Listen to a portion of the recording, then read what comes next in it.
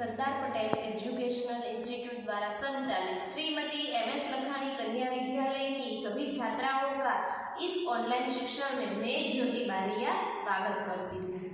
विद्यार्थी मित्रों, आज हम विषय हिंदी में इकाई 15 जिसका नाम है खरगोश और हाथी, जिसका साहित्य प्रकार है चित्रकथा, जिसका आज हम अध्ययन करेंगे। खरगोश एक छोटा सा जानवर है और हाथी बहुत बड़ा।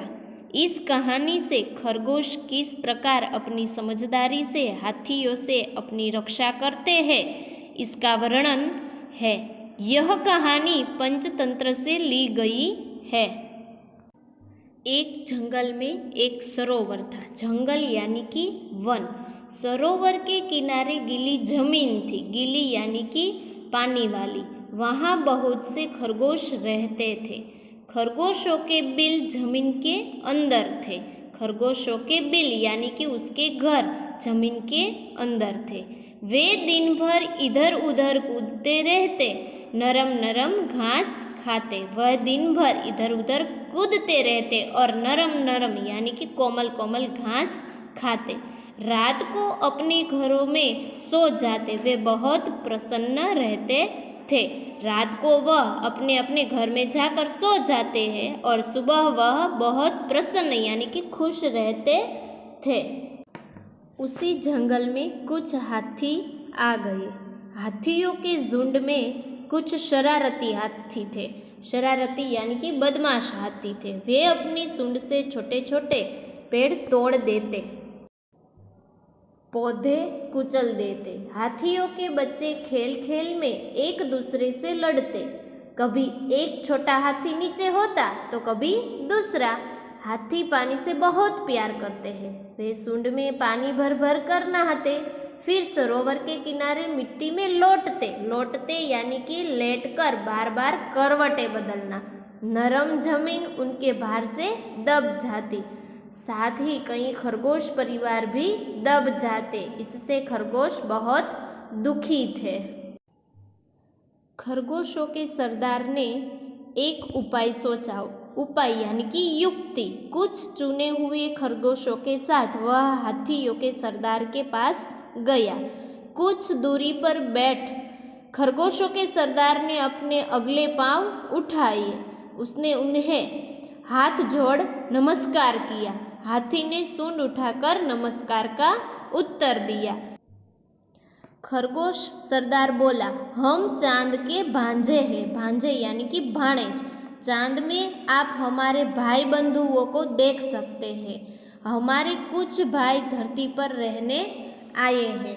मामा रोज सरोवर में आते हैं हमसे मिलने। वे आपसे नाराज हैं। हाथी बोला, क्यों नाराज है?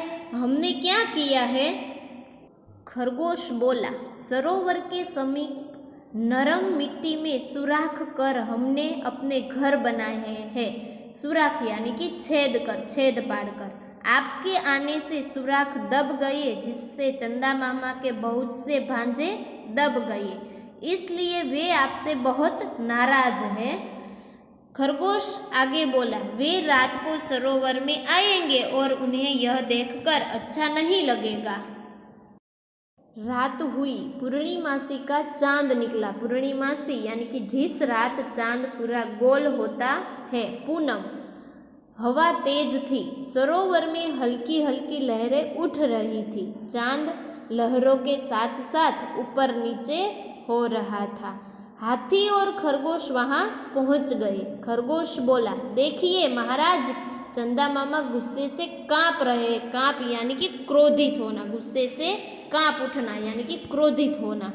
आप जल्दी यहाँ से दूर चले जाइए। लगता है मामा बहुत नाराज हो रहे हैं।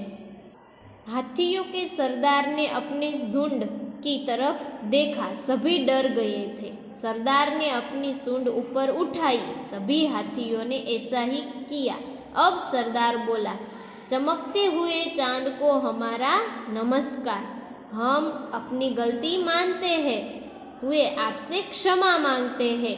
आप हमें क्षमा करें। हम अभी दूसरे जंगल में चले जाते हैं। अब ऐसा काम नहीं करेंगे जिससे दूसरों को तकलीफ हो। विद्यार्थी मित्रों, हमने चित्रकथा का पठन तो कर ही लिया है। अब मैं उसको कहानी के स्वरूप में आपको सुनाऊंगी। एक घना जंगल था। जंगल के अंदर एक सरोवर था। सरोवर के किनारे कई खरगोश रहते थे। वो खरगोश वहाँ गीली जमीन में अपने बिल यानी कि अपने घर बनाकर रहते थे। वे सारे खरगोश दिन भर वहाँ खेल कूदते थे और वह वहाँ रहे नरम नरम यानी कि कोमल घास खाते थे और रात होते ही अपने घर में जाकर सो जाते थे और सुबह उठकर वह प्रसन्न होकर खुश होकर उठ जाते थे। वहाँ उसी ही जंगल में एक हाथी का झुंड रहता है। वो हाथी के झुंड वहाँ आ गए खरगोश के सरोवर के किनारे आकर कई और आए और उसमें कई हाथी छोटे छोटे थे। वो छोटे छोटे हाथी बहुत शरारत करते थे और शरारती थे। वो वहाँ खेल खेल में और खुद में वो खरगोश के जो बिल थे, घर थे, उसको तोड़ देते थे और वह उसके वजन के कारण, उसके भार के कारण खरगोश का जो बिल था वो टूट जाते थे और कई खरगोश घायल हो गए थे और कई खरगोश मर भी गए थे। इसके कारण खरगोश चिंतित थे कि इस हाथी के झुंड को हम यहाँ से किस तरह निकालें। सभी खरगोश सोच में पड़ गए कि अब हम क्या करें, कैसे इस हाथी का झुंड को यहाँ से निकालें। इनमें से एक खरगोश को उपाय सोचा, युक्ति सोची कि हम इस हाथी के झुंड को किस तरह यहाँ से निकालें। और इनमें एक खरगोश का सरदार और उनके साथ कई 2-3 खरगोश हाथी के सरदार को मिलने के लिए गए और उसने आगे के 2 पांव थे वो ऊंचे करके और हाथी के सरदार को नमस्कार किया और सभी हाथियों ने और हाथी के सरदार ने सूंड उठाकर नमस्कार का उत्तर दिया और नमस्कार किया। इसके बाद वो खरगोश के सरदार थे, उसने कहा कि ओ हाथी जी, हम चांदा मामा के भांजे हैं। हम इस किनारे में रहते हैं और चांदे के भांजे में हम आकाश में जो चांदा मामा है ना, उसके भांजे हैं। हम वहाँ रहते थे, लेकिन हमारे कुछ भाई बंधु धरती पर रहने के लिए आए हैं और चांदा मामा तुमसे नाराज है। उसी समय हाथी के सरदार ने कहा कि क्यों मुझसे नाराज है? क्योंकि तुमने तब खरगोश के सरदार ने कहा क्योंकि तुमने कई खरगोश के बिल तोड़ दिए और सुरखा तोड़ दिए। सुरखा भी यानी कि जमीन के अंदर जो छिद्र होता है उसे सुराख कहते हैं, वो तोड़ दिए हैं और इसमें कई हमारे खरगोश भाई मर गए हैं और कई खरगोश घायल हो गए हैं। इसीलिए चांदा मामा आपसे नाराज है और वह आपको मिलने के लिए चाहते हैं और वह आपको मिलना चाहते हैं, इसलिए आपको वहां आना है। एक दिन एक रात वो खरगोश और हाथी सभी लोग सरोवर के किनारे गए। उसी समय पूर्णिमा की मास थी। पूर्णिमा यानी कि पूनम के दिन।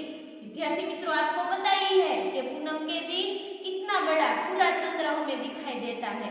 और आपको वह कहानी सुनी है ना, और सिंह और खरगोश की, उसमें सिंह का मुख है, वो कुएं के अंदर खरगोश दिखाता है तो उसका प्रतिबिंब पानी में दिखता है। इस कहानी में इसी ही तरह है कि वो चंद्र का जो पूरा चंद्र है उसका प्रतिबिंब पानी के अंदर, सरोवर के पानी के अंदर दिखता है और खरगोश है वो हाथियों को दिखाता है कि देखो जो इनमें चांदा मामा दिखाई देते हैं। और हवा की जो लहरें आती थी, इसके लिए सरोवर का सारा पानी हिलता था, इसीलिए उसमें रहे चंदा मामा का जो प्रतिबिंब था वो भी हिलता था। इसीलिए खरगोश ने कहा, देखो चांदा मामा कितने कांप रहे, कितने क्रोधित है। आपने जो हमारा घर तोड़ दिया है और हमारे खरगोश भाइयों को घायल कर दिया है, इसीलिए वह कांप रहे हैं और आपके ऊपर बहुत गुस्सा करेंगे। आप जल्दी से यहाँ से चले जाइए, वो तुम्हारे ऊपर नाराज है।